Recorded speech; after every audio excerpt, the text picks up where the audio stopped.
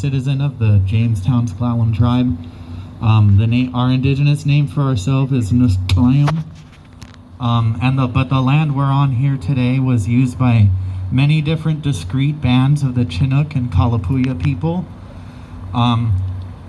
Their land was not owned. The borders between us were not defined. Sure, geography separated people, but the land itself was not owned. And so that would beg the question, why do we acknowledge stolen land? And that's because it's an answer. It's an answer to who's oppressing us that cuts deep and exposes the rotten underbelly of our exploitive, extractivist, egotistical capitalist system.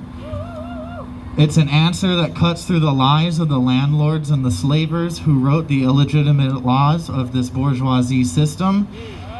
Like a hot knife through butter, when we acknowledge that even the land is stolen, right beneath our feet that we're walking on right now, the curtains begin to lift and reveal the intricate ways in which we ourselves, all of us, are stolen from in the interests of capitalism. This system is built on all of our stolen labor, just like it's built on stolen land. It's simple to understand. If you don't receive the total value your labor has produced, you're being extorted by the police department for that difference between what you produce and what you receive, because some dude owns property called capital and the police enforce it. So I'm here to tell you, it ain't always been this way, so it don't have to be this way. Don't feel guilty. Don't feel hopeless. You didn't sell the world. You're not alone. And today is our day. There are 600 million indigenous people, and there are billions of working class people on this planet. We cannot be stopped when we unite our struggle. And we will win because the bourgeoisie needs the working class. They need us, but we only need each other. Mayday shakes the earth. The powers that be tremble before the oppressed masses. Together we can break the chain of oppression and build a world that we can call our own. A world united in song. Workers of the world unite. Land back. Thank you.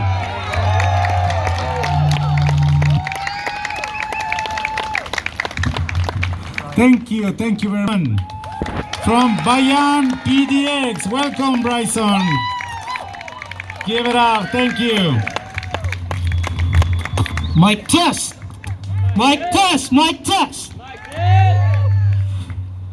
Hi.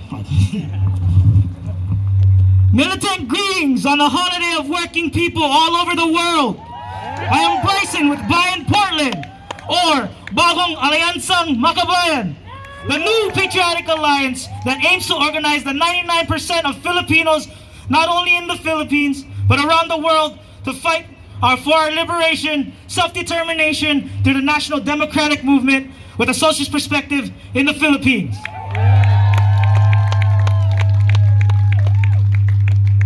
Today marks the 136th anniversary of International Workers' Day, a day to unite around the people's struggle, the masses' struggle.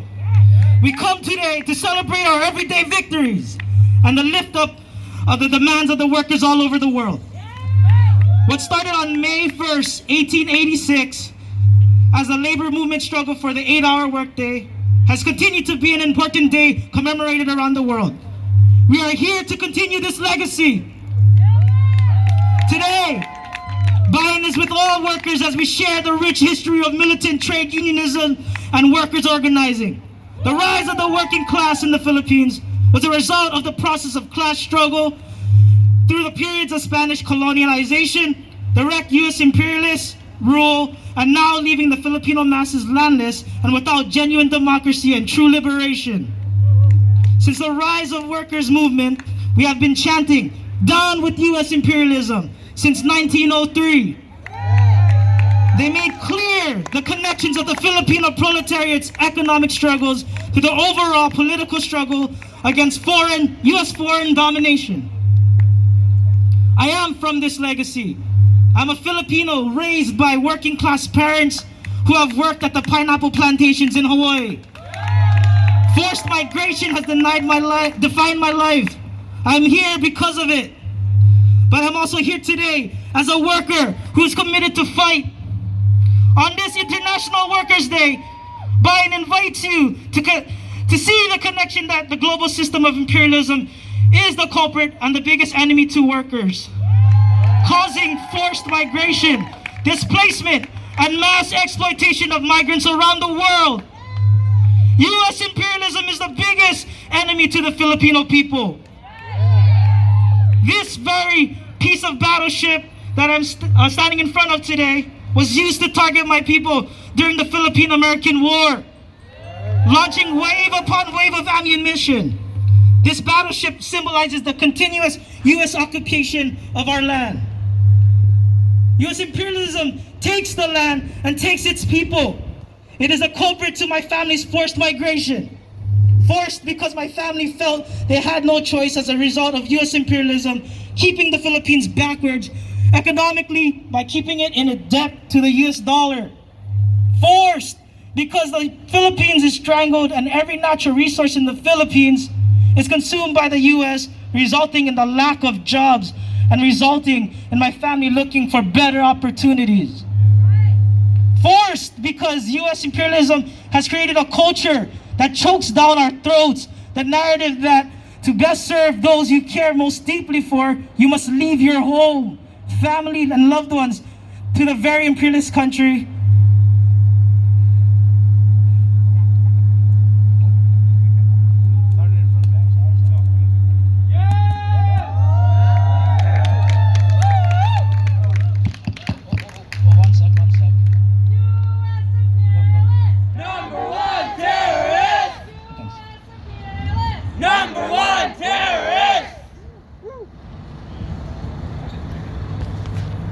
Sorry.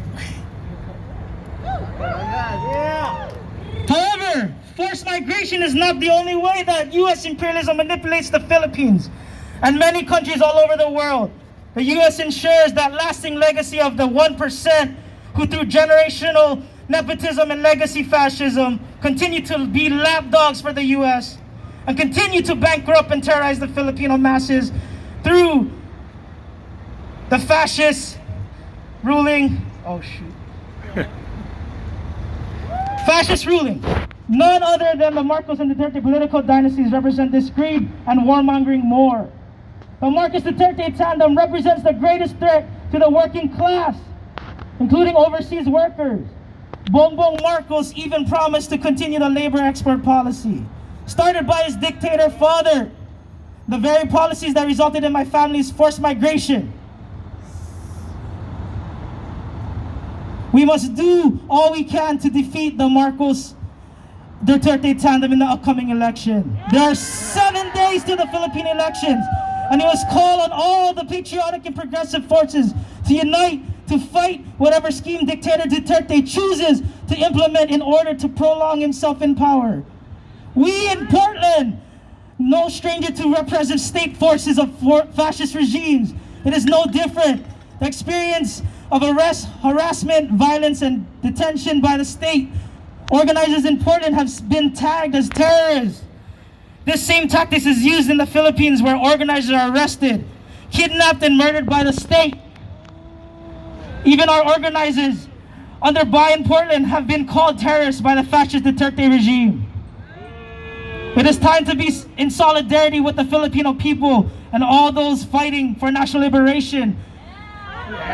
And build the broad anti-imperialist movement across the world.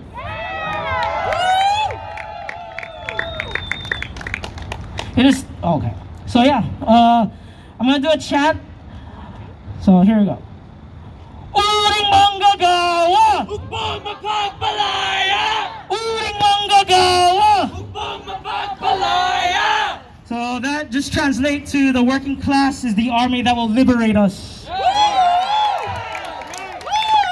Be in solidarity with the Filipino people. Long live International Working Class Solidarity and happy International Militant Workers Day. Thank you. When in actuality we know we are not terrorists. We know that there's nothing wrong with what we are doing. We are calling out the system of capitalism and imperialism. And today we are unafraid to march, and then tomorrow we are unafraid to organize. Is that right?